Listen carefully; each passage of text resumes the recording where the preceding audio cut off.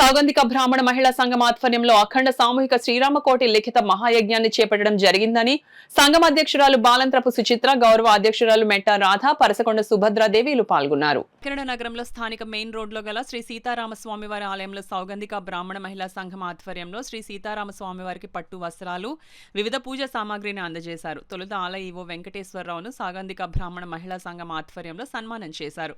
ఈ సందర్భంగా సంఘం అధ్యక్షురాలు బాలంత్రపు సుచిత్ర మాట్లాడుతూ ఈ నెల 6వ తేదీన జరిగే సీతారామ కళ్యాణం సంఘం ఆధ్వర్యంలో వైభవంగా నిర్వహించడం జరుగుతుందన్నారు. అదేవిధంగా 108 మహిళల ఆధ్వర్యంలో అఖండ సామూహిక శ్రీరామ కోటి లిఖిత మహాయజ్ఞాన్ని చేపట్టడం జరుగుతుందన్నారు. ఈ కార్యక్రమంలో సంఘం సభ్యులు చావలి సూర్యకుమారి, ఏలేశ్వరరావు, రోజా, మహాలక్ష్మి, ఏ పద్మ, వారణాసి విజయ్ తదితరులు పాల్గొన్నారు. మరి 2025 సంవత్సరం మనకి మొదలై అంత జయకరంగా ఉంది కనుక ఆ అయోధ్య రాముడు బాలరాముడిని మనం తలుచుకుంటూ రామ కళ్యాణం రేపు ఆదివారం నాడు జరిగే రామనవమి రోజున రామ కళ్యాణం సందర్భంగా పట్టు వస్త్రాలు, మంగళకర ద్రవ్యాలు సమర్పించుతామని మాకున్న దాంట్లో మేము సమర్పించుకోవడం జరిగింది.